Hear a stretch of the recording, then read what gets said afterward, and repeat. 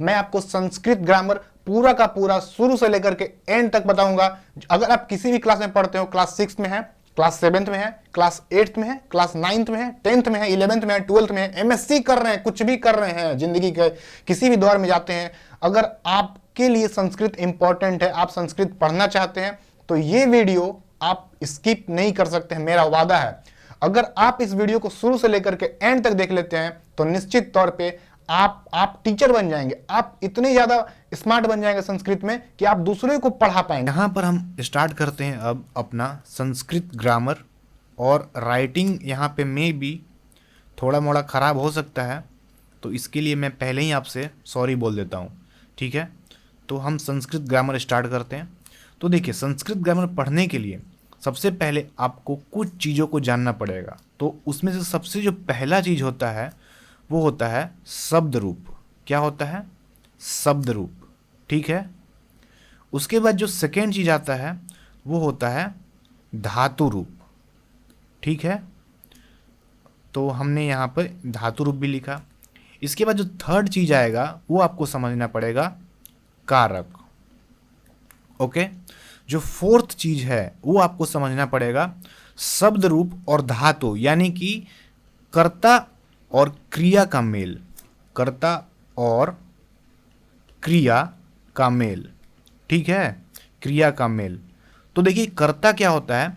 जो मतलब जो काम कर रहा है, और क्रिया जैसे कि मैं आपको समझाऊं, जैसे कि मैं पढ़ता हूं, तो मैं हो गया कर्ता, और पढ़ता हूं, पढ़ना, ये हो गया क्रिया।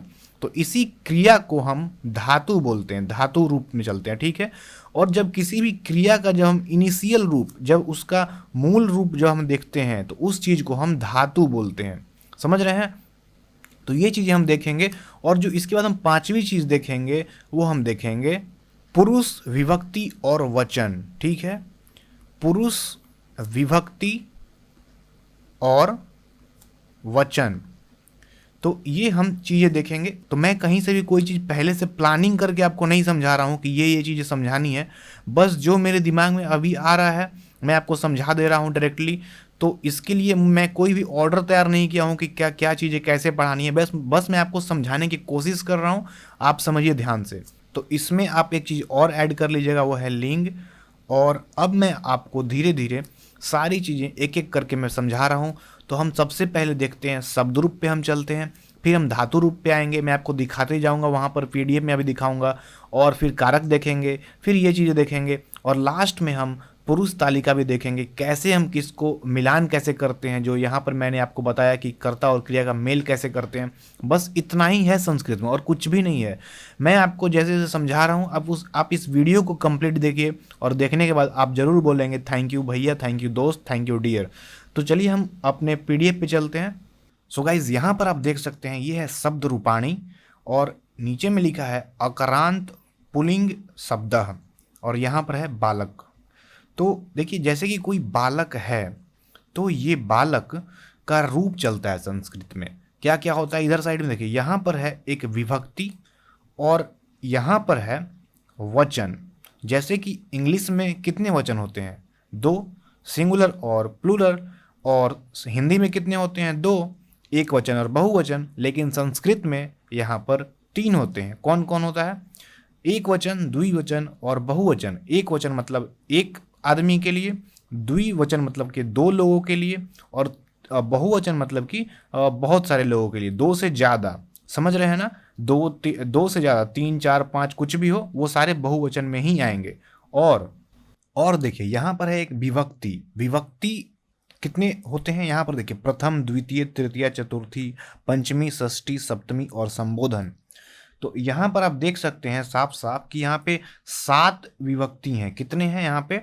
7 तक तो ऐसे है, और एक संबोधन है। संबोधन मतलब इसमें क्या होता है? इसमें है जैसे हे। तो जब हम किसी को बुलाते हैं, संबोधित करते हैं, जैसे कि राम जी क्या बोलते थे? हे सीते। तो ये समझ रहे हैं, ये है संबोधन। तो और जो मेन है ये है 7 विभक्ति होता है संस्कृत में। वचन कितने होते हैं? वचन होते हैं 3, और एक विभक्ति होता है संबोधन के लिए। समझ गए? तो अब देखिए, यहां से हम समझेंगे कारक। जैसे कि ये आखिर मतलब ये 7 विभक्ति क्यों दिए गए हैं, आखिर 7 क्यों दिए गए हैं? मेरा काम तो सिर्फ एक से भी चल सकता था। अब संस्कृत में हिंदी में तो विभक्ति नहीं है, ना ही इंग्लिश में विभक्ति है, तो ये संस्कृत में विभक्ति के इतने सारे जो टाइप्स हैं 7 ये क्यों है, इसका काम क्या है? तो ये चीज़ें आपको समझ में आएंगी जब मैं आपको कारक समझाऊंगा। अभी बस आप इतना समझ लीजिए कि इस संस्कृत में विभक्ति होता है इधर साइड में, यहाँ पर किस में होता है, शब्द रूपाणी में होता है, शब्द रूप में होता है, ठीक है। एक होता है इधर साइड में वचन होते हैं। तो ये आप समझ सकते हैं यहाँ पर। अब मैं आपको बताता हूँ, यहाँ पर आपने देखा बालक के लिए, अब यही चीज सेम चीज चलेगा यहाँ पर, देखिए बालिका के लिए। अब हम स्त्रीलिंग रूप में आ गए हैं, क्या लिखा है यहाँ पे, अकारांत स्त्रीलिंग और शब्द, समझ रहे हैं। अब ये आ गया बालिका के लिए। बालिका के लिए भी सेम होगा जैसे कि था, विभक्ति में 7 आएंगे, इधर साइड में एक संबोधन रहेगा और इधर साइड में वचन रहते हैं, ठीक है। तो ये बालिका के लिए आपने देखा। अब मैं आपको दिखाता हूँ नीचे और चलते हैं यहाँ पर। तो ये जो है, ये जो मैं ये कहाँ से दिखा रहा हूँ, ये आप ही के बुक में क्लास 6 के बुक में अगर आप सबसे पीछे जाएंगे तो वहीं पर ये चीज़ें लिखी गई। ये कोई रॉकेट साइंस नहीं है जो मैं कहीं से और लेकर के आ रहा हूँ। अगर हम और नीचे आते हैं तो यहाँ पर आप देखेंगे नपुंसक लिंग शब्द है। तो यहाँ पर देखिए ये है नपुंसक लिंग, यहाँ पर शब्द है जैसे कि पुष्प होता है। अब नपुंसक लिंग क्या होता है, पुल्लिंग क्या होता है, स्त्रीलिंग क्या होता है। तो जिस शब्द से पुल्लिंग पुरुष का बोध हो उसे हम पुल्लिंग बोलते हैं। जैसे कि कोई लड़का है तो वो पुरुष हो गया एक तरह से, अगर कोई लड़की है तो स्त्रीलिंग हो गई एक तरह से। अगर कोई कुछ नहीं है जैसे कि पुष्प, ये फूल, ना ही स्त्रीलिंग है ना ही पुल्लिंग है, तो उसको हम नपुंसक लिंग बोलते हैं, समझ रहे हैं ना।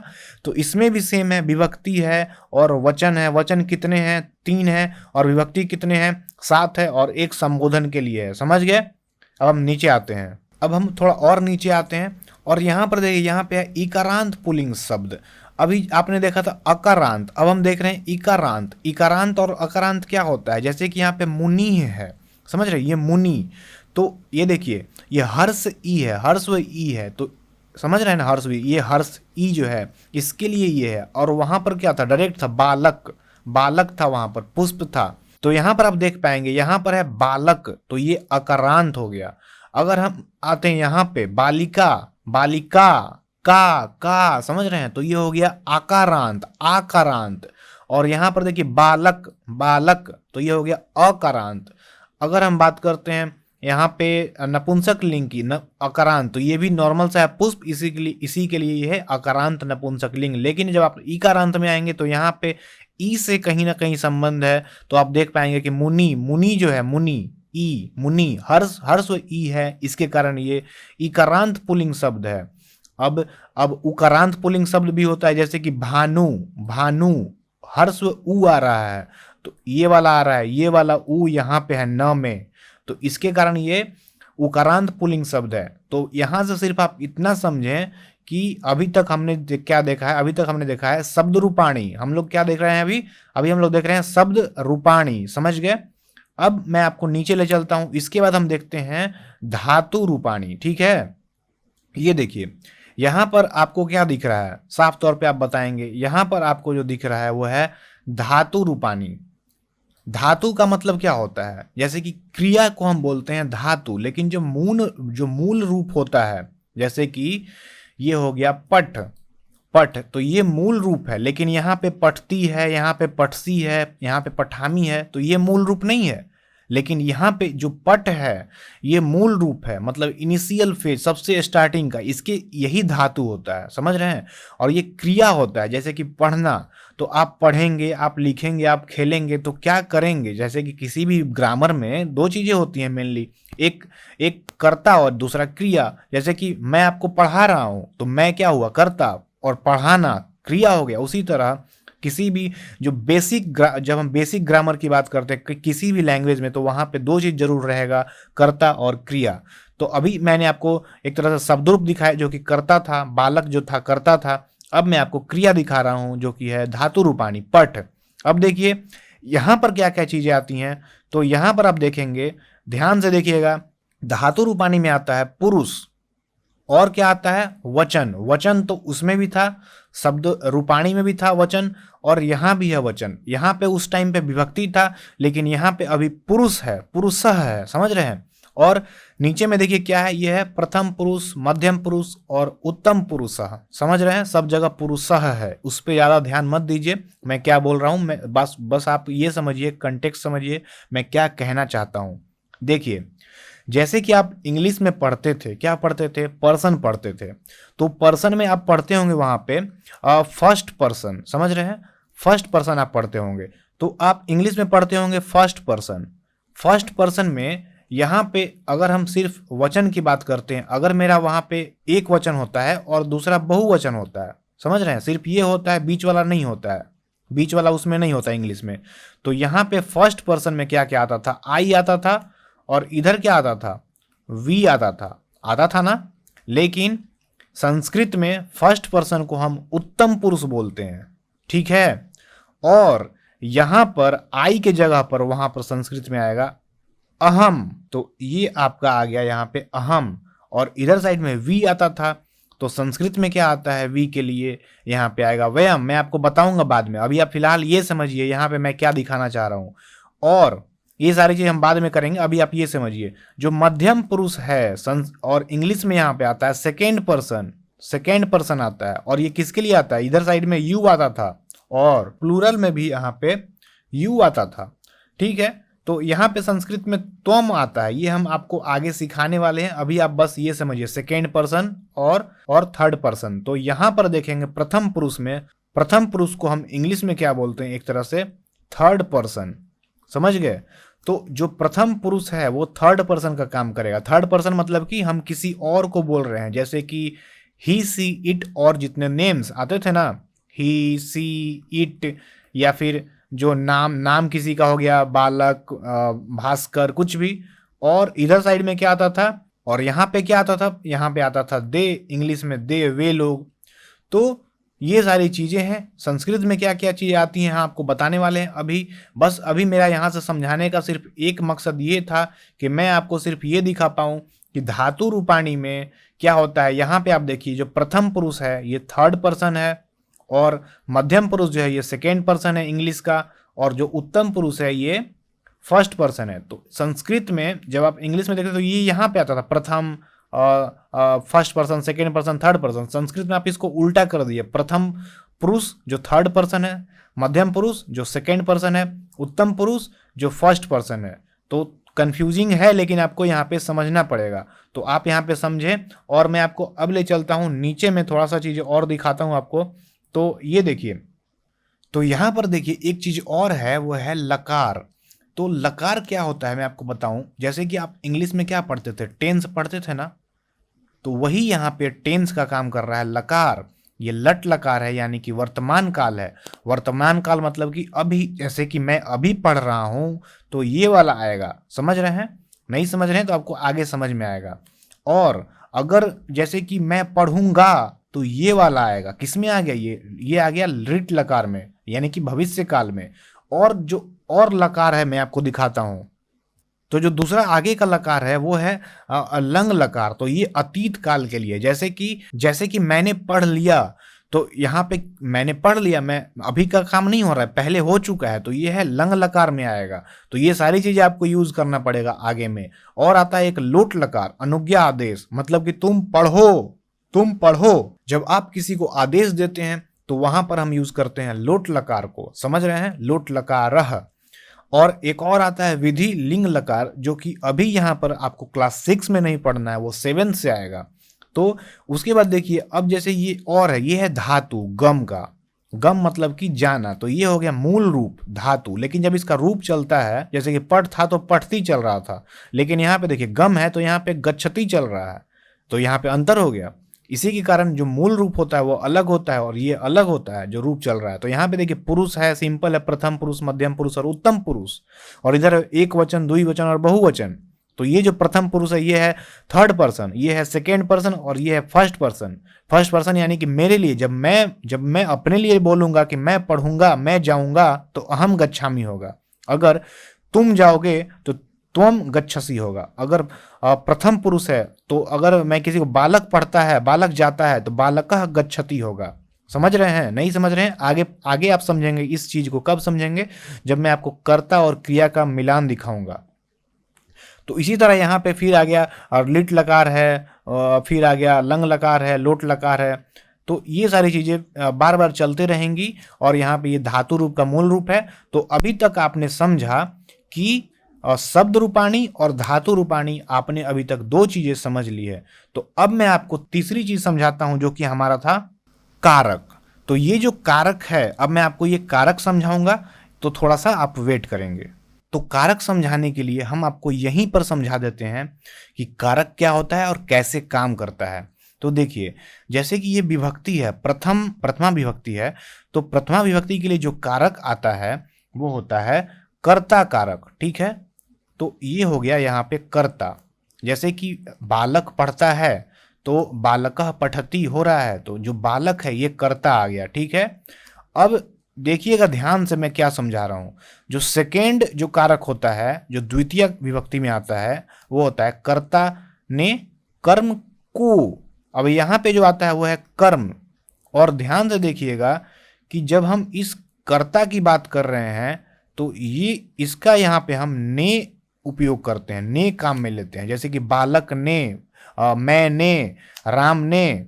और जब हम कर्म की बात करते हैं तो यहाँ पर आएगा बालक कर्ता ने कर्म को। ध्यान रखिएगा, कर्ता ने कर्म को।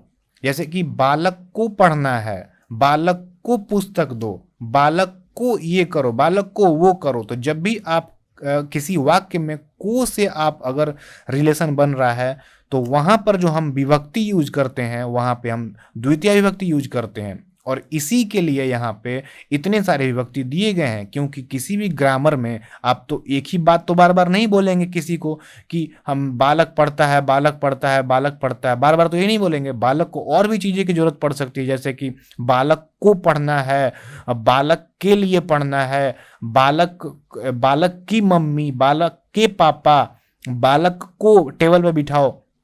तो वाक्य में तो बहुत सारा वैरायटी आ रहा है। तो उसी वैरायटी को पूरा करने के लिए हम यहाँ पे क्या करते हैं, कारक को पढ़ते हैं। अब जो तृतीय विभक्ति में जो कारक आता है, जैसे कि कर्ता ने कर्म को करण से, तो अब जो कारक आएगा वो आएगा करण। तो यहाँ पे मैं लिखूंगा तृतीय विभक्ति के लिए, वो मैं लिखूंगा करण। ठीक है, राइटिंग पे ध्यान मत दीजिएगा थोड़ा। करण, कर्ता ने, याद करिए मेरे साथ साथ, कर्ता ने कर्म को करण से, करण से। तो यहां पर करण से जब आपने लिखा है तो इसका ताल्लुका जब वाक्य में से बने, जैसे कि बालक कलम से लिखता है, तो उसके लिए हम तृतीय विभक्ति को यूज करते हैं। अब चतुर्थी विभक्ति में जो कारक आता है वो कारक है, अब फिर से पढ़िए ऊपर से, कर्ता ने कर्म को करण से संप्रदान। अब मुझे याद है इसीलिए मैं लिख रहा हूं, आपको भी याद करना चाहिए। तो अब जो आता है वो होता है संप्रदान। मैं इसको अच्छे से लिखता हूं, एक मिनट। तो ये देखिए मैंने यहाँ पे लिखा संप्रदान। तो कर्ता ने कर्म को करण से संप्रदान के लिए, याद रखिए ये चीजें याद करते चलिए, के लिए। तो जब भी वाक्य में ऐसा लगे कि बालक के लिए पानी ला दो, बालक के लिए ये कर दो, के लिए जब भी वाक्य में आए तो उसके लिए हम चतुर्थी विभक्ति यूज करते हैं, और यही आपका कारक है, संप्रदान कारक। अब हम पंचमी विभक्ति की ओर आते हैं। तो जो पंचमी विभक्ति है वो यहाँ पर आएगा अपादान। अपादान के लिए क्या होता है, अपादान से, वापस से। अब देखिए ऊपर से पढ़ेंगे, कर्ता ने कर्म को करण से संप्रदान के लिए अपादान से। तो यहाँ पर देखेंगे मैच कर गया से और से। तो जो ये दोनों से है और ये से है, यहाँ पे अंतर है। जैसे कि पेड़ से पत्ते गिरते हैं, तो यहां पर अलग हो रहा है मेरा से, पेड़ से अलग हो रहा है पत्ता। तो उस केस में हम पंचमी विभक्ति का यूज करेंगे। लेकिन मैं कलम से लिखता हूं तो यहां पर पेन मेरे से, कलम मेरे से अलग नहीं हो रहा है, मेरे साथ में है, तो इसके लिए हम तृतीय विभक्ति को यूज करेंगे। तो आप समझ रहे हैं, यहां से जो दोनों से आया है, लेकिन दोनों में अंतर है। तृतीय में साथ में रहने का अनुभव हो रहा है और पंचमी में अलग होने का बोध हो रहा है। अब हम आते हैं षष्ठी विभक्ति पे। तो यहाँ पे जो कारक आता है वो आता है संबंध कारक। तो हम ऊपर से पढ़ेंगे संबंध। ठीक है, ऊपर से पढ़िए, कर्ता ने कर्म को करण से संप्रदान के लिए अपदान से संबंध का के कीरा रे री। ध्यान से पूरा लिख देना है, का के की रा रे री। समझ रहे हैं? जैसे कि सपोज बालक की मम्मी, तो बालक की मम्मी, बालक की पुस्तक, ठीक है। या फिर मैं बोल सकता हूं मेरी किताब। तो जहां भी रा का, री का, रे का या फिर का के की का अगर ऐसा आपको अगर बोध होता है तो उस केस में हम यूज करेंगे षष्ठी विभक्ति का और संबंध कारक का। अब सप्तमी विभक्ति पे आते हैं तो यहां पर जो कारक यूज होता है वो होता है संबंध। अब ऊपर से पढ़ेंगे, कर्ता ने कर्म को करण से, संप्रदान के लिए आपादान से, संबंध का किरारेरी, अधिकरण में पर, यहां पे जो आएगा वो आएगा अधिकरण, अधिकरण। तो ये जो अधिकरण है ये यहां पर आता है, ये होता है में पर। आप इसको सही से लिख लीजिएगा घर में जाकर के, पेज पे, पेपर पे, कहीं पर भी सही राइटिंग में। तो अधिकरण में आता है में पर, जैसे कि टेबल पर रख दो या फिर बगीचे में, टेबल पर। तो जहां पर भी ऐसा वाक्य में बोध हो वहां पर हम सप्तमी विभक्ति का यूज करते हैं। संबोधन का कहाँ यूज करते हैं भाई? तो संबोधन जैसे कि हे बालक, हे सीते, हे जो भी होता था तो वहां पर हम यूज करेंगे संबोधन का, और इसका कारक डायरेक्टली यहाँ पे संबोधन ही होता है। लेकिन हम मेनली याद करते हैं, वापस से आते हैं, आपको याद करवाते हैं, तो वापस ऊपर से और याद करें इसको, कारक को। कारक कैसे काम करता है? कर्ता ने कर्म को करण से, संप्रदान के लिए अपदान से, संबंध का के किरारेरी, अधिकरण में पर। ठीक है, इतना ही याद करना है, रट करके सट जाइए। क्या करना है? रट करके सट जाना है। कर्ता ने कर्म को करण से, संप्रदान के लिए अपदान से, संबंध का के किरारेरी, अधिकरण में पर। तो कहाँ कहाँ यूज करते हैं? जैसे कि जब मुझे ने का यूज, जहाँ बालक ने, तो वहां पे हम कर्ता का यूज करेंगे, प्रथमा विभक्ति का यूज करेंगे। जहां पर कर्म, जैसे कि बालक को, बालक को, तो जहां पर भी को का यूज है वहां पे द्वितीय विभक्ति का यूज करेंगे। जहां पर से, जहां पर हम किसी कलम से लिखते हैं साथ में और से का यूज आ रहा है वहां पे हम तृतीय विभक्ति का यूज करेंगे, करण, करण कारक का यूज करेंगे। संप्रदान के लिए, जहां पर के लिए यूज हो, समझ गए आप? तो आप इस चीज को, आप अभी कारक को भी समझ गए हैं, आप शब्द रूपाणी को भी समझ गए हैं। ये शब्द रूपाणी है, शब्द रूप है बालक का। और आप धातु रूप भी समझ चुके हैं, जो कि मैंने आपको पट का दिखाया, गम का दिखाया था। तो अब धातु रूप भी आप समझ चुके हैं। तो अब मैं आपको वो चीज सिखाने वाला हूं जो मैंने आपको कुछ देर पहले बोला था, और वो चीज है ये वाला, कर्ता और क्रिया का मेल। कर्ता और क्रिया का मेल, ध्यान से देखिएगा मैं क्या बोल रहा हूं, कर्ता और क्रिया का मेल। एक बार फिर से बोल रहा हूं, कर्ता और क्रिया का मेल। अभी हमने पुरुष, पुरुष हमने समझ लिया वहीं पर, समझे ना आप? पुरुष वहीं पर मैंने आपको समझाया था कि पुरुष क्या होता है, प्रथम पुरुष, मध्यम पुरुष, उत्तम पुरुष, मैंने आपको समझाया था ना, याद करिए। अभी भी तो समझाया था। पुरुष क्या होता है? प्रथम पुरुष जो कि थर्ड पर्सन होता है, मध्यम पुरुष जो कि सेकेंड पर्सन होता है, और उत्तम पुरुष जो कि फर्स्ट पर्सन होता है। तो यहाँ पर विभक्ति भी मैंने आपको समझाया, वचन भी समझाया, और लिंग जो भी मैंने आपको समझाया कि पुल्लिंग होता है, स्त्रीलिंग होता है और नपुंसक लिंग होता है। 3 लिंग होते हैं, वचन भी 3 होते हैं, विभक्ति 7 होता है, एक संबोधन होता है। पुरुष क्या होता है? पुरुष 3 होते हैं। कौन कौन? प्रथम पुरुष, मध्यम पुरुष और उत्तम पुरुष। तो आप समझ गए हैं। अब मैं आपको समझा रहा हूं कर्ता और क्रिया का मेल। तो याद रखिएगा कि जहां पर एक वचन चीज जो होता है वो हमेशा एक के साथ आएगा। जैसे कि इंग्लिश में आप क्या करते थे? इंग्लिश में आप लिखते थे ना कि बॉय, बॉय क्या करेगा? बॉय रीड्स, लड़का पढ़ता है। तो ये सिंगुलर है तो ये भी सिंगुलर आया। उसी तरह संस्कृत में भी सेम आता है, ये सिंगुलर है तो ये भी सिंगुलर आएगा, मैं आपको बताऊंगा आगे। और संस्कृत में एक और चीज का खास ख्याल रखा जाता है, वो है पुरुष और विभक्ति का। जो ये पुरुष आप देख रहे हैं और जो ये विभक्ति देख रहे हैं, इसका खास ख्याल रखा जाता है संस्कृत में। जब आप कर्ता और क्रिया का मेल करते हैं, यानी कि जब आप वाक्य बनाते हैं तो उस टाइम पे इसका काफी यूज आता है। तो अब मैं आपको सिखाता हूं। तो अब मैं जो आपको समझाने जा रहा हूं वो संस्कृत का बहुत ही ज़्यादा इम्पॉर्टेंट पार्ट है। अगर आप इस पार्ट को नहीं समझते हैं अभी तो आप कुछ भी नहीं समझेंगे। अभी तक हमने जितने भी पापड़ बेले हैं सिर्फ और सिर्फ अभी के लिए। तो अभी जो हम चीज़ सीखने वाले हैं ये बहुत ही ज़्यादा इम्पॉर्टेंट है। तो आप ध्यान से देखिए, वो है वाक्य रचना। जैसे कि यहाँ पर अगर मैं लिखता हूँ सह पठती तो बिल्कुल सही है, जी हाँ। अगर मैं यहाँ पर लिखता हूँ त्वम पठसी तो ये भी सही है। अगर मैं यहाँ पर लिखता हूँ अहम पठामी तो ये भी सही है, ठीक है। अगर मैं यहाँ पर लिखता हूँ तो पठतः तो ये भी सही है। ठीक है, तो ये सब जो वाक्य आ रहे हैं, ये जो वाक्य रचना हम यहाँ पे कर पा रहे हैं, ये आखिर कैसे हो रहा है? तो देखिए, किसी भी वाक्य में दो चीज़ों का होना बहुत ही ज़्यादा जरूरी होता है, जिसमें से एक चीज़ जो है वो है आपका क्रिया। तो ये जो है पठती, ये क्या है? एक तरह से क्रिया है। और जो ये है कर्ता। जब क्रिया होगा तो कोई ना कोई इसको कर रहा होगा, जैसे कि पढ़ रहा है कोई, तो कोई ना कोई तो होगा, तो वो वह है। ठीक है, ये सह क्या है? ये एक सर्वनाम है। यहाँ पर अगर बालक होता, यहाँ पे अगर रामः होता, यहाँ पे अगर भास्करः होता, तो वो पढ़ता है। तो यही सारी चीजें हैं। यहाँ पर आप देख सकते हैं कि एक मैं यहाँ पे वाक्य बना पा रहा हूं। लेकिन मेरा सवाल यह है कि क्या यहाँ पर त्वम जो था, यहाँ पर इसके जगह पे इसको काट के क्या हम सह पठसी नहीं लिख सकते हैं? क्या हम सह पठसी नहीं लिख सकते हैं? तो अगर नहीं लिख सकते हैं, ये गलत हो जाएगा, तो क्यों नहीं लिख सकते हैं? तो ये हम आपको अभी सिखाने वाले हैं। तो इसके लिए आपको क्या सीखना पड़ेगा? वो है पुरुष तालिका। तो अब जो हम सीखने जा रहे हैं वो है पुरुष तालिका। याद रखिएगा, क्या हम सीखने वाले हैं? पुरुष तालिका। तो मैं यहां से लिख लेता हूं, आप राइटिंग पर कृपया ध्यान ना दें, मैं जो समझाना चाह रहा हूं वो आप देखें। तो हम पुरुष तालिका भी सीखने वाले हैं। तो देखिए, यहां पे जो है उत्तम पुरुष, तो ये जो होता है ना, ये होता है मैं, यानी कि वक्ता होता है, जो बात बोल रहा है। जैसे कोई भी बात हो रहा है संस्कृत में या फिर हिंदी में या फिर इंग्लिश में, किसी भी भाषा में अगर कोई बात हो रहा है, तो उस बात को कोई ना कोई तो कहेगा। तो जो कहता है, जो वक्ता है, वो है उत्तम पुरुष। यानी कि जो ये है फर्स्ट पर्सन। ठीक है, ये है फर्स्ट पर्सन।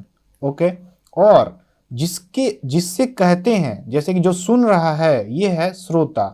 जो सेकेंड पर्सन है, ये है श्रोता, और इसको हम बोलते हैं सेकेंड पर्सन। ठीक है, ये है सेकेंड पर्सन।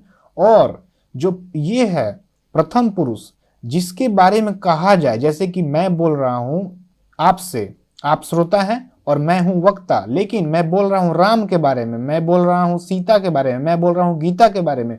तो ये जो सब हैं, सब क्या है? सब है अन्य हैं, सब दूसरे हैं। और ये है थर्ड पर्सन। और ये सब जो हैं, ये सब है थर्ड पर्सन। ठीक है, तो अभी तक आपने क्या सीखा कि जो उत्तम पुरुष है, ये है वक्ता फर्स्ट पर्सन, जो मध्यम पुरुष है, ये है श्रोता सेकेंड पर्सन, और जो प्रथम पुरुष है, ये है कोई भी आदमी, दूसरा आदमी जिसके बारे में बात हो रहा है, और वो है थर्ड पर्सन। ठीक है, तो जिसके बारे में बात हो रहा है, अब मैं यहां से टेबल बना दे रहा हूं आपको समझाने के लिए। ये देखिए, ये मैंने यहां से किया ऐसा ऐसा। अब यहां से मैं कलर दूसरा ले लेता हूं, और देखिए, तो जो अन्य है, जो थर्ड पर्सन है कोई भी, तो यहाँ पे कौन कौन हो सकता है? यहाँ पे हो सकता है राम, यहाँ पे हो सकता है, यहाँ पे हो सकती है सीता, यहाँ पे हो सकती है गीता, यहाँ पे हो सकता है वह। ठीक है, यहाँ पे हो सकता है वह, यहाँ पे हो सकता है यह। ठीक है, ये सभी सर्वनाम है, ये सर्वनाम है और ये डायरेक्टली संज्ञा है। तो मेरे कहने का मतलब यहाँ पे ये है कि थर्ड पर्सन में, प्रथम पुरुष में, यहाँ पे जो आएगा वो आएगा, पहला चीज आएगा कौन? या तो संज्ञा आ सकता है या सर्वनाम आ सकता है। क्लियर है? या तो संज्ञा आ सकता है या तो सर्वनाम आ सकता है। और मध्यम पुरुष में कौन आएगा? मध्यम पुरुष यानी कि श्रोता। तो श्रोता कौन होता है? डायरेक्टली होता है ये आप, यू। तो यहां पर जो आएगा वो सिर्फ आएगा त्वम, यानी कि तुम आएगा, तुम। और समझ रहे हैं ना? और यहां पर कौन आएगा? यहां पर हमेशा से मैं आएगा, यानी कि अहम आएगा। अब मैं इन सब को साफ कर देता हूं और मैं आपको दिखाता हूं एकदम अच्छे से लिख करके। तो देखिए, मैंने यहां से एकदम से साफ कर दिया सब कुछ। अब यहां पर देखिए, ये प्रथम पुरुष है, यानी कि कोई अन्य आदमी है, दूसरा आदमी है। मैं यहां से लिख लेता हूं थर्ड पर्सन, ये है थर्ड पर्सन।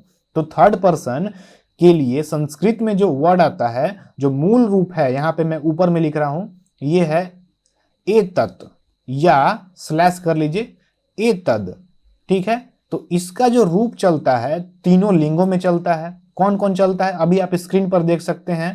तो जैसे कि इसका चलेगा पुल्लिंग में एतत् का रूप, एसह, एतौ, एते, एतम, एतौ, एतान, एतेन, एताभ्याम, एतः, एतस्मै, एताभ्याम, एतेभ्यः। तो ऐसे ही चलेगा सातों विभक्ति में और तीनों वचन में एतत् का पुल्लिंग में। इसी तरह एतत् का स्त्रीलिंग में भी चलेगा कौन कौन चलेगा, जैसे कि एसाह, एते, एताह, एताम, एते, एताह, और इसी तरह इसका भी सातों विभक्ति और तीनों वचन में चलता है। फिर नपुंसक लिंग में भी चलेगा, एतत, एते, एतानी, एतत, एते, एतानी, और फिर इसका पुल्लिंग के जैसे सातों विभक्ति और तीनों वचन में चलेगा। तो यहां से मेरा ये कहना है कि जो इसमें से आप उठाएंगे ये किसके लिए है, एतत का मतलब क्या होता है, यह, एतत का मतलब होता है यह, और यह एक सर्वनाम है तो वो यहां पर आ सकता है। तो इसका जो हम उठाएंगे पुल्लिंग में से, तीनों लिंगों में तो चलेगा और तीनों लिंगों में सातों विभक्ति में भी चलेगा, लेकिन हमें वहां से उठाना है सिर्फ और सिर्फ प्रथमा विभक्ति वाला को। किसको उठाना है, प्रथमा विभक्ति वाला को। क्यों, क्योंकि हमने अभी अभी आपको कारक में समझाया था कि जो प्रथमा विभक्ति होता है वो होता है कर्ता, और किसी भी वाक्य को बनाने के लिए आपको दो चीज चाहिए होता है, कर्ता और क्रिया। तो एक तो क्रिया हमारे पास है, हमें एक कर्ता लाना है, तो हम कर्ता प्रथमा विभक्ति से ही लाएंगे, क्योंकि प्रथमा विभक्ति को ही कर्ता कारक कहते हैं। तो यहां से यह के लिए जो प्रथमा विभक्ति आता है पुल्लिंग में, वो हो जाएगा यहां पर आपका क्या हो जाएगा, एसह। तो सपोज दैट मैंने यहां से लिखा है एसह, तो ये आ गया एक आपका प्रथमा विभक्ति के लिए, प्रथमा विभक्ति और एक वचन में। अभी इसी का यहां पर क्या आएगा, ए तो, ठीक है, ये मैं आपको समझा रहा हूं। यहां से आ गया ए तो, और यहां पर क्या आएगा, एते। तो ये देखिए तीनों वचन में अलग अलग होते हैं। मैंने सिर्फ यहां से प्रथमा विभक्ति वाले जो एतत है इसका रूप पुल्लिंग का मैंने उठा करके ले आया है। अब मैं स्त्रीलिंग का भी अगर उठा करके ले आता हूं तो क्या हो जाएगा, यहाँ पे एसा, यहां पे क्या हो जाएगा, एते, और यहां पे क्या हो जाएगा, एताह।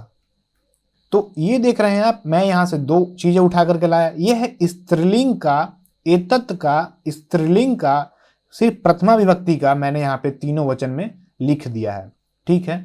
तो अब हम बात करते हैं सपोज डेट नपुंसक लिंग में, नपुंसक लिंग का भी हम यहाँ पर वैसा ही लिख सकते हैं। क्या लिखेंगे, एतत, एते, एतानी, ठीक है। तो हमने वहां से ही प्रथमा विभक्ति का सपोज डेट ला लिया। अब सपोज डेट आपके पास सिर्फ यह ही तो नहीं ना सर्वनाम है, आपके पास वह भी सर्वनाम है एक। तो वह के लिए क्या होता है, वह के लिए जो संस्कृत में बनता है वो है तत् या तद, ये होता है वह के लिए। और इसका भी तीनों लिंगों में चलता है, जैसे कि पुल्लिंग में चलेगा सह, तौ, ते। क्या चलेगा पुल्लिंग में, तो मैं यहां से लिखता हूं सह, यहां पर लिखता हूं तौ, और यहां पर लिखता हूं ते, ठीक है। और स्त्रीलिंग ये सिर्फ प्रथमा विभक्ति का है यहाँ पे। अब स्त्रीलिंग का, इस तत् का स्त्रीलिंग में प्रथमा विभक्ति कौन सा होगा, तो वो होगा सा, और इधर पे आएगा ते, और यहां पर क्या आएगा, ताह, सा, ते, ताह, ठीक है। ये भी प्रथमा विभक्ति का है। अब देखिए, अब हमने यहाँ पे चाहा, अब हम चाहेंगे तो एक नपुंसक का भी लेकर आ जाएंगे यहाँ पे, जैसे कि प्रथमा विभक्ति का ही लाएंगे तत्, और यहाँ पे लाएंगे ते, और इधर लाएंगे तानी, ठीक है। तो ये हमने यहाँ से लाया। अब यहाँ पे आप देख सकते हैं कि एक एग्जाम्पल मैंने आपको सर्वनाम का दे दिया, दो एग्जाम्पल दे दिया सर्वनाम का। अब यहाँ पे एक संज्ञा भी आ सकता है। संज्ञा में कौन कौन आएगा भाई, तो यहाँ पे संज्ञा में बालकः आ सकता है, ठीक है। तो यहाँ से हम क्या लिखेंगे, बालकः, यहाँ पर हम क्या लिखेंगे, बालकौ, और इधर में क्या लिखेंगे, यहाँ पर लिखेंगे बालकाः। और अगर हम स्त्रीलिंग की बात करेंगे इसमें, तो हम यहाँ पे क्या लिख सकते हैं, बालिका, बालिके, बालिकाः। तो यहाँ पर आप देख पा रहे हैं कि हम सिर्फ और सिर्फ अभी प्रथम पुरुष में क्या क्या चीजें आ सकती हैं हमने आपको यहाँ पर बता दिया। क्या क्या आ सकती हैं भाई, तो प्रथम पुरुष में कोई भी तीसरा आदमी के बारे में हम बात कर रहे हैं, यानी कि अन्य पुरुष के बारे में। अब अन्य पुरुष कौन हो सकता है, बालक हो सकता है, कोई लड़का हो सकता है, कोई लड़की हो सकती है, किसी के पापा हो सकते हैं, कोई भी हो सकता है, कोई सर्वनाम हो सकता है, जैसे कि यह, वह, जैसे कि यह है तो एतत का आता है, एतत में कौन कौन सा आ सकता है, तीनों लिंगों में आ सकता है। तो यहाँ पर आप देख पा रहे हैं ये सारी चीजें हैं। तो ये सब के सब जो है सिर्फ और सिर्फ प्रथमा विभक्ति के ही हैं। हमने यहाँ से इस एतद का प्रथमा विभक्ति वाले टोटल को, प्रथमा विभक्ति वाले लाइन को हमने यहाँ पर उठा करके रख दिया है। सिमिलरली हमने इस वह के लिए यानी कि तत् के लिए भी हमने प्रथमा विभक्ति वाले लाइन को सिंपली यहाँ पर ला करके रख दिया है। उसी तरह बालकः का भी, अगर हम बालक की बात करते हैं, किसी भी लिंग का जा करके सिर्फ आप प्रथमा विभक्ति को उठा करके यहाँ पर लाइए और रख दीजिए। तो तो ये जो आप तालिका देख पा रहे हैं अभी, ये हम सिर्फ अभी बात किए हैं सिर्फ प्रथम पुरुष की। तो सबसे जो ज्यादा लफड़ा था वो इसी का था, प्रथम पुरुष का, क्योंकि इसमें बहुत सारे चीजों को लाना पड़ रहा है, एक तो सर्वनाम और एक तो संज्ञा। अब जो दूसरी चीजें हैं यहां पर देखिए, जो उत्तम पुरुष है और जो मध्यम पुरुष है, ये काफी आसान आपको यहां पर दिखने वाला है। तो उत्तम पुरुष का मतलब क्या होता है? उत्तम पुरुष यानी कि मैं, यानी कि वक्ता। उत्तम पुरुष क्या होता है? वक्ता होता है, यानी कि मैं। तो और मध्यम पुरुष कौन होता है? मध्यम पुरुष होता है श्रोता। ठीक है, तो मध्यम पुरुष होता है यहां से श्रोता, और उत्तम पुरुष होता है वक्ता, जो बोल रहा है। जो बोल रहा है वो है वक्ता, ठीक है ना। और ये होता है मैं। तो मैं के लिए अब आप एकदम ध्यान से देखिएगा, मैं के लिए जो रूप है, जो मूल शब्द है वो है अस्मद। वो है अस्मद, है मूल रूप। और इस अस्मद से हम लाते हैं यहां पर इस उसका प्रथमा विभक्ति, उसका भी पूरा का पूरा चलता है वहां पे शब्द रूप। तो उसमें से आप प्रथमा विभक्ति को यहां पर लेके आएंगे, तो यहां पर आप क्या लिखेंगे? अहम लिखेंगे। यहां पर आप क्या लिखेंगे? अहम लिखेंगे। और यहां पर क्या लिखेंगे द्विवचन में? आवाम लिखेंगे। आवाम लिखेंगे। और यहां पर क्या लिखेंगे बहुवचन में? अहम आवाम। और यहां पर हम लिखेंगे वयम लिखेंगे। ठीक है, कहां से आया है? ये अस्मद के शब्द रूप से सिर्फ और सिर्फ प्रथमा विभक्ति को हम उठा करके यहां पर ला करके बस रख दिए हैं। किसको लाए? प्रथमा विभक्ति को ला करके यहां पर रख दिए हैं। और ये क्या है भाई? तो ये है मैं, यानी कि वक्ता, यानी कि जो बोल रहा है उसके बारे में यहां पे बात हो रही है। अब सिर्फ एक आदमी बच रहा है, वो है मध्यम पुरुष। तो ये जो मध्यम पुरुष है ये है श्रोता, यानी कि यहां पर हम बात करते हैं सेकेंड पर्सन की। ये है सेकेंड पर्सन की, ठीक है। और ये कौन था? ये था फर्स्ट पर्सन था। जो उत्तम पुरुष था ये था फर्स्ट पर्सन था। और ये कौन है? सेकेंड पर्सन है। ये है श्रोता, जिससे कहा जा रहा है। तो ये मेनली कौन होता है? ये होता है यू, यानी कि तुम। तो इसके लिए, तुम के लिए ध्यान से देखिएगा यहां पर, तुम के लिए, तो इस तुम के लिए जो एक जो संस्कृत में है वो है युष्मद। इसका जो मूल शब्द है वो है युष्मद। तो इस युष्मद से इसका भी पूरा का पूरा विभक्ति और वचन चलता है, लिंग नहीं चलता यहाँ पे विभक्ति और वचन चलता है। तो इसके सिर्फ प्रथमा विभक्ति को हम यहाँ पर लाएंगे और यहाँ पर क्या लिखेंगे? त्वम। प्रथमा विभक्ति जब आप देखेंगे वहां पे आएगा त्वम, यहाँ पे क्या आएगा? युवाम, और यहाँ पर क्या आएगा? यूयम। ठीक है, यहाँ पे आ गया आपका यूयम, और यहाँ पे आया युवाम, यहाँ पे आया त्वम। कहाँ से आया? ये आया युष्मद से प्रथमा विभक्ति का हम पूरा का पूरा यहाँ पे तीनों वचनों में यहाँ पर लिख दिए हैं। बस हो गया, बस इतना ही था आपको, अब इससे ज्यादा नहीं जानना है। अब देखिए यहाँ पर क्या हो क्या रहा है, यहाँ पर फिक्स हो गया है, यहाँ पर दो में, मध्यम पुरुष में और उत्तम पुरुष में यहाँ पे फिक्स है कि उत्तम पुरुष में यहाँ पे एक वचन में अहम आएगा, द्विवचन में आवाम आएगा और बहुवचन में वयम आएगा।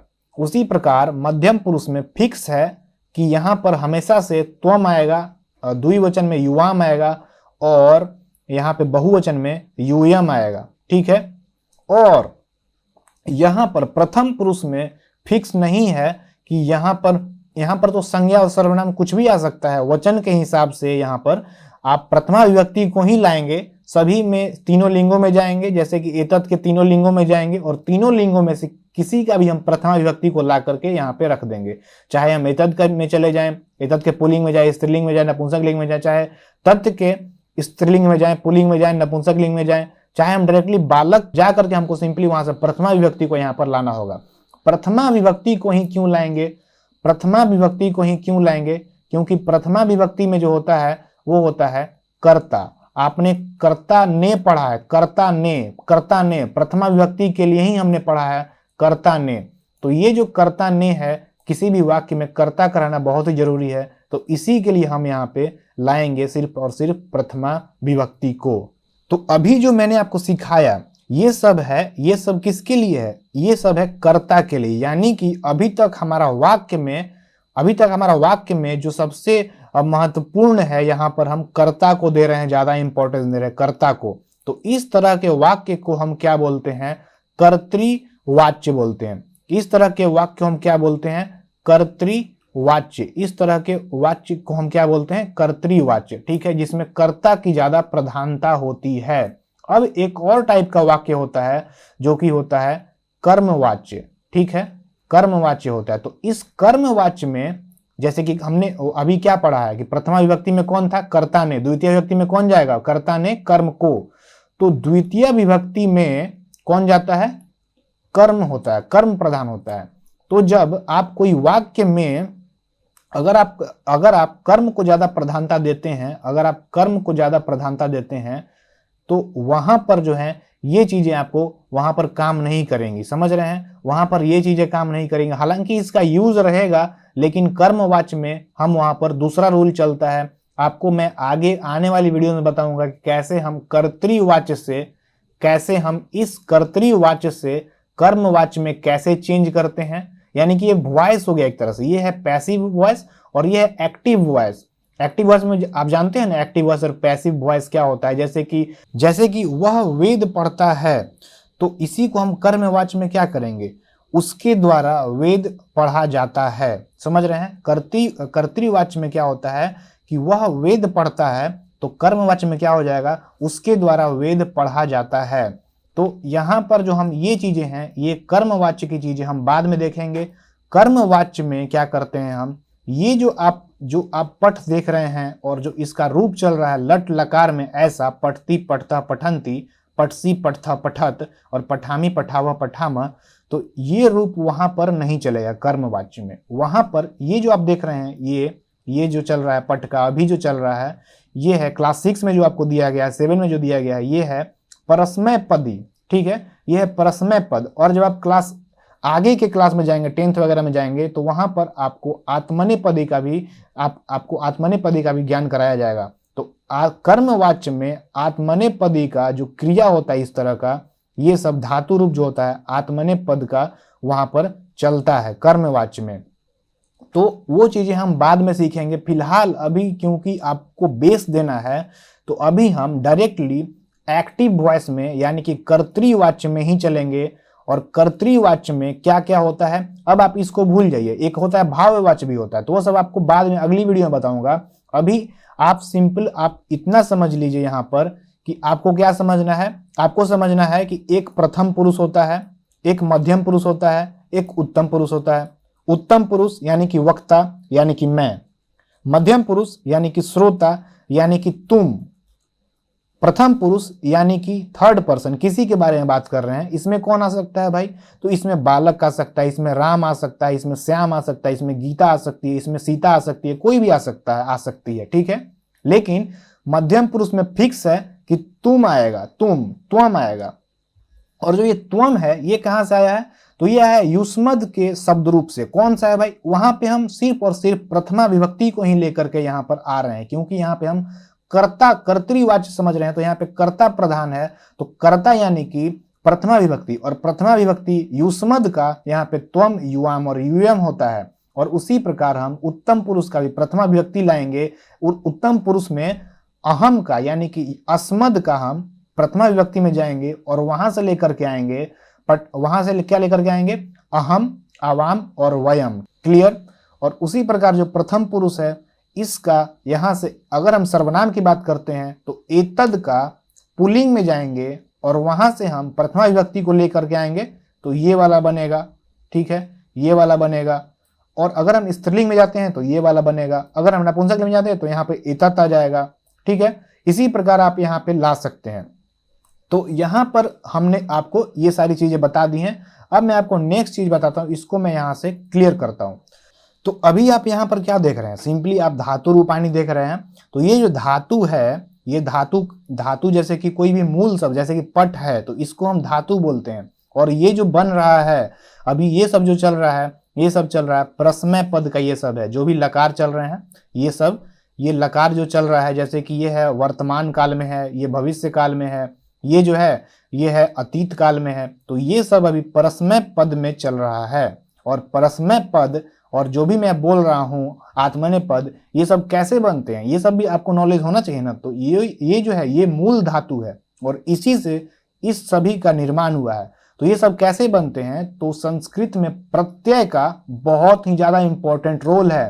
तो जब पठ में आप प्रत्यय जोड़ते हैं, जो ये सब आप देख रहे हैं, ये जो भी आपके संस्कृत में क्लास 6 में दिया गया है, जितना भी ये सब दिया गया है, लट लकार लिट लकार जो भी है, अस्था, ये सब जो भी यहाँ पर आप देख सकते हैं, नी का ये सब, तो ये सब जो है परस्मय पद में है। और अब जो मैं बोल रहा हूँ ध्यान से सुनिएगा, परस्मय पद में अगर आपको बनाना है इस तरह का, तो वहां पर जो संस्कृत में 9 प्रत्यय हैं स्टार्टिंग के 9 प्रत्यय जो हैं, जैसे कि तिप, तस, झी, सिप, थस, थ, मिप, वस, मस, तो ये जो 9 हैं इससे बनता है परस्मय पद का ये सब धातु रूप बनता है, ठीक है। और आत्मनेय पद का जो अभी आप स्क्रीन पर देख पा रहे हैं, इस तरह का आत्मनेय पद होता है। तो ये सब जो बनता है, ये सब बाकी के अंतिम के 9 प्रत्यय संस्कृत के मिलाने से बनते हैं। वो सब प्रत्यय हैं जैसे कि त, आताम, झ, थास, अथाम, ध्वम, ईट, वही, महिंग, तो ये सब जो आप देख पा रहे हैं 9, ये सब हैं, इससे हम बनाते हैं आत्मनेय पद के इस तरह के धातु रूप को। तो आत्मनेय पद का कहाँ पर यूज है, वहां पर कर्मवाच्य में यूज है और भाववाच्य में यूज है उसका, अगर आप बात करते हैं तो। और जो परस्मय पद है, इसका इस तरह के धातु रूप का, इस तरह के क्रिया का यूज कहाँ पर आप करेंगे, इस तरह का क्रिया का आप यूज करेंगे सिंपली कर्तृवाच्य वाले सेंटेंस में, यानी कि जो आज मैंने आपको सिखाया है जिस तरह का सेंटेंस, इस तरह का आप वाक्य बनाएंगे। तो अब मैं आपको कुछ वाक्य बना करके दिखाता हूं, तो आप देखिए। तो देखिए, जैसे कि मुझे एक वाक्य बनाना है, बालक पढ़ता है, तो मैं यहाँ पर कैसे वाक्य बनाऊंगा आप बताइए। अब देखिए, मैं लिख रहा हूं बालकः, मेरे पास एक ही बालक है, तो वो आएगा बालकः। तो क्योंकि बालकः जहां से हम लाए हैं, ये हम लाए हैं संज्ञा है एक, ठीक है, और ये आया है बालक के शब्द रूप से, पुल्लिंग से आया है, प्रथमा विभक्ति है, ठीक है, प्रथमा विभक्ति है, और एक वचन है, और एक वचन है, इसी के लिए हम इसको इस टेबल में लाएंगे, ठीक है। तो एक वचन है, इसी के लिए हम इसको इस टेबल में यहाँ पर लाए हैं, इस टेबल में लाए हैं, ठीक है। और ये आएगा प्रथम पुरुष के साथ में ही आएगा। क्यों आएगा? क्योंकि बालक जो है ये कोई थर्ड पर्सन है, ये मैं नहीं हूं, ये तुम नहीं, ये आप नहीं है, ये किसी हम दूसरे के बारे में बात कर रहे हैं। मैं आपको बोल रहा हूं कि बालक पढ़ता है, ठीक है, तो ये बालक कोई और है, ये आप नहीं है, इसी के कारण ये प्रथम पुरुष में आएगा। अब मैं बोलता हूं आपसे तुम पढ़ते हो, मैं बोल रहा हूं आपसे तुम पढ़ते हो, तो यहां पर हम लेंगे एक वर्ड लेते हैं त्वम। तो ये जो त्वम है ये कहां से आया है? ये आया है युष्मद के शब्द रूप से प्रथमा विभक्ति, और क्योंकि एक वचन है तो इसी के लिए हम इसको एक वचन में डाले हैं, ठीक है। अब ये जो आएगा ये सिर्फ और सिर्फ मध्यम पुरुष में ही आएगा। क्यों आएगा? क्योंकि त्वम के लिए, त्वम यानी कि तुम, और तुम के लिए मैंने आपको बताया था मध्यम पुरुष यानी कि सेकेंड पर्सन, तो यही तो श्रोता है। मैं आपसे ही बोल रहा हूं, तुमसे बोल रहा हूं मैं, तो ये श्रोता है, ये सेकेंड पर्सन है, और इसी के लिए यहाँ पे हम त्वम लाएंगे, त्वम पद से लिखेंगे तो ये एकदम सही होगा। अब मैं लिखता हूं यहाँ पर अहम। तो अहम कहां से आया है? अहम आया है अस्मद शब्द रूप से, अस्मद का शब्द रूप होता है, वहां से प्रथमा विभक्ति एक वचन है, इसी के लिए हम इसको एक वचन वाले साइड में लिखे हैं। यहाँ पर आप देख सकते हैं जो एक वचन है, इसी के लिए हम इसको एक वचन के साइड में लिखे हैं। और ये उत्तम पुरुष यानी कि मैं कौन है? यानी कि वक्ता, मैं बोल रहा हूं, और मैं फर्स्ट पर्सन हूं, मैं वक्ता हूं, इसी के लिए जो अहम है यानी कि अहम यानी मैं, इसी के लिए इसी में आएगा। अब जो अहम का जो दूसरा जो यहाँ पे दूसरा द्विवचन में जो होता है आवाम, तो क्योंकि उसका द्विवचन जो है आवाम है, तो इसी के लिए ये द्विवचन वाले कॉलम में आएगा, यहाँ पे द्विवचन वाले में आ गया। अब ये जो है ये इसी लाइन में ही आएगा, इसी लाइन में आएगा, उत्तम पुरुष के ही लाइन में आएगा। क्यों आएगा? क्योंकि मैं यहाँ पे जो हम बोल रहे हैं, हम दो आदमी पढ़ते हैं, सपोज डेट हम दो आदमी पढ़ते हैं, तो हम दो यानी कि हम ही लोग बोल रहे हैं, वक्ता है, फर्स्ट पर्सन है, तो इसी के लिए उत्तम पुरुष में आएगा। अब यहां पर हम लिखते हैं वयम, तो ये हो गया हम लोग, मतलब कि 3 आदमी हैं या 3 से ज्यादा हैं हम लोग, तो हम लोग पढ़ते हैं, वयम पठामः, ठीक है, वयम पठामः सही है। और ये बहुवचन है वयम, इसी के लिए बहुवचन वाले में आया है। और कहां पर जाएगा? उत्तम पुरुष में जाएगा। क्यों? क्योंकि वो फर्स्ट पर्सन है, वक्ता है, मैं अपने आप, हम लोग अपने आप को बोल रहे हैं।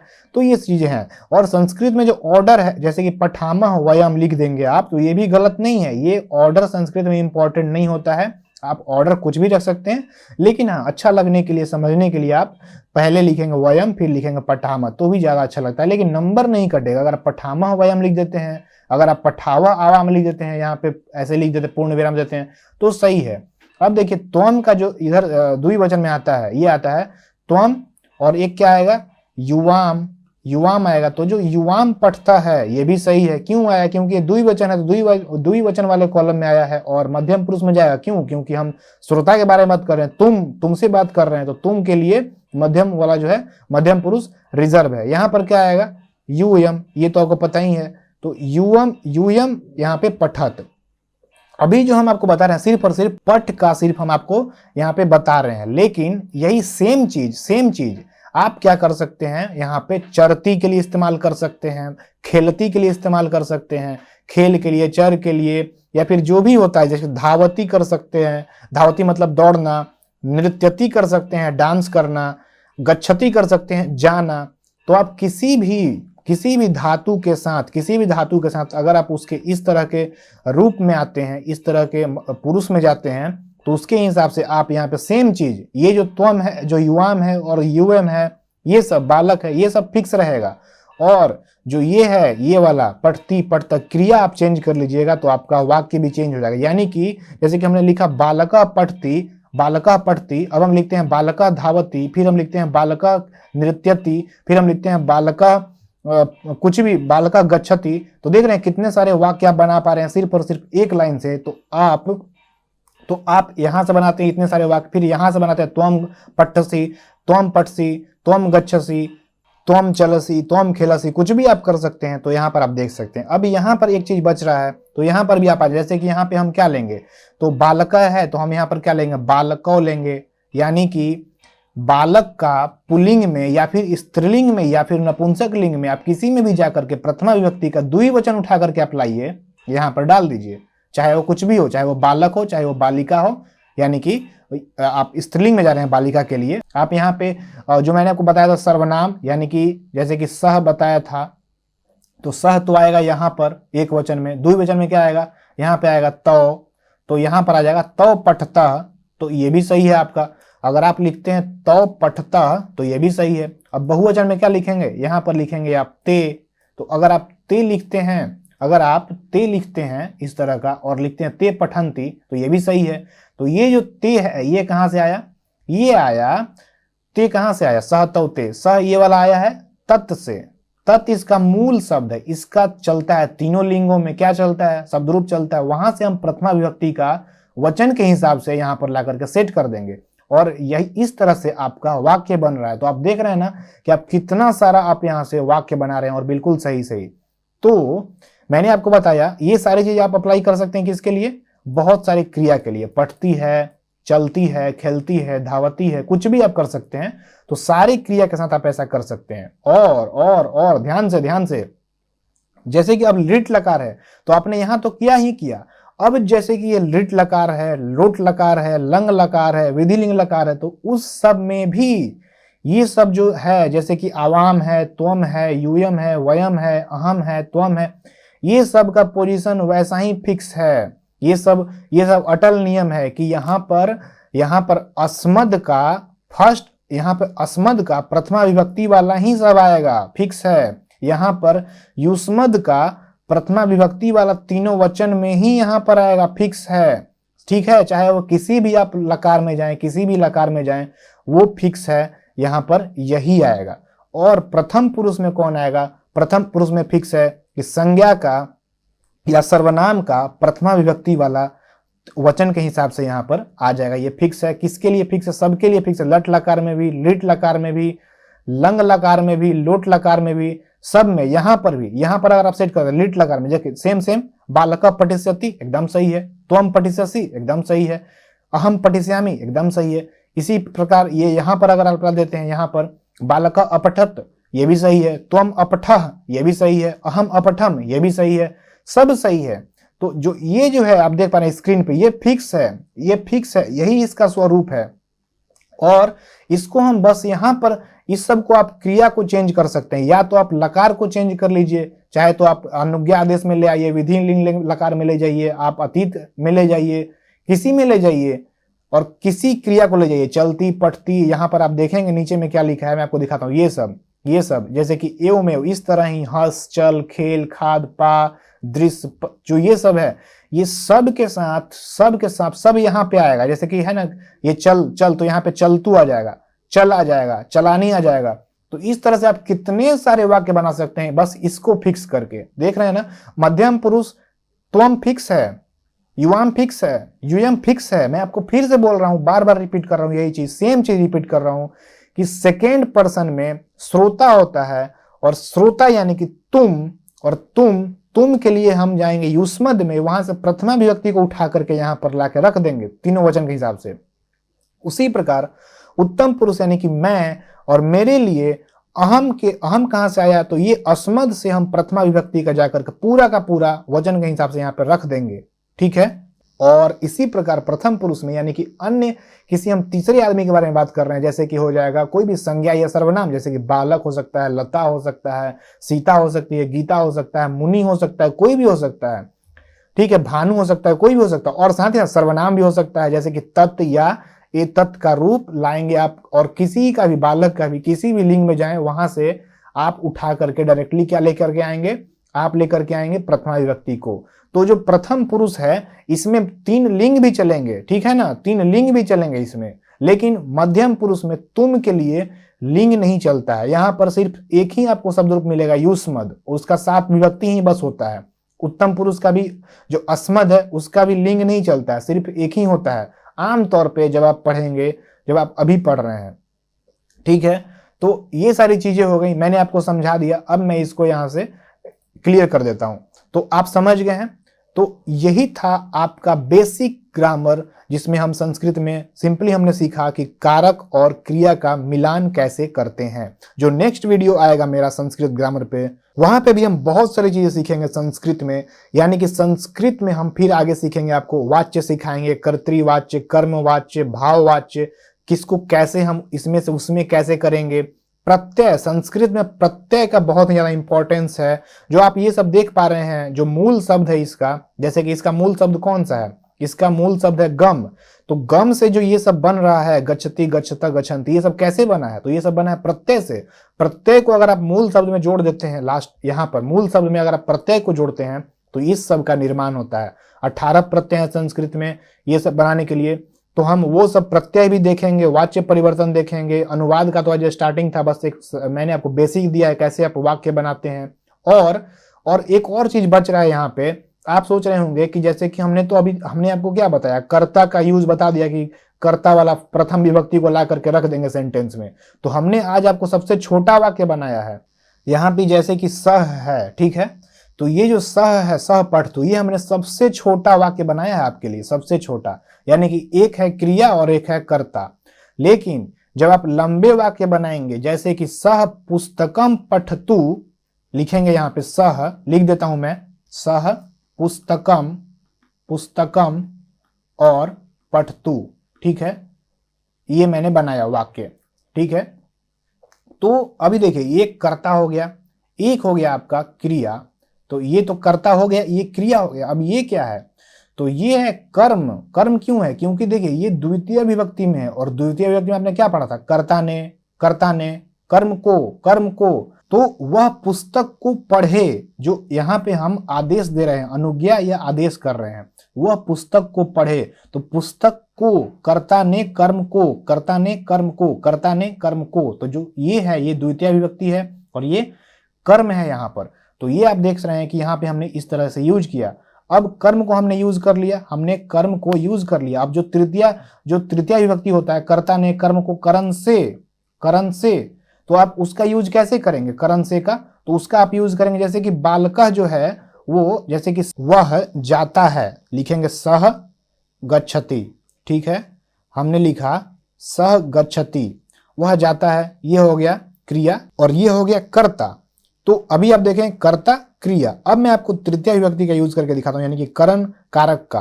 तो तृतीय विभक्ति जैसे कि मैं अगर लिखता हूं यहाँ पे यानेन, मैं यहाँ पर अगर लिखता हूं यानेन, एक मिनट, मैंने लिखा यानेन, तो वह यान से, यानी कि वह जहाज से जाता है, तो से आया ना, से, कर्ता ने कर्म को करण से, तो करण से यहाँ पे हम ले रहे हैं। तो यहाँ पर देख रहे हैं एक वाक्य में आपका तृतीया विभक्ति भी यूज हो रहा है, प्रथमा विभक्ति भी यूज हो रहा है कारक के तौर पे, और एक क्रिया भी यूज हो रहा है।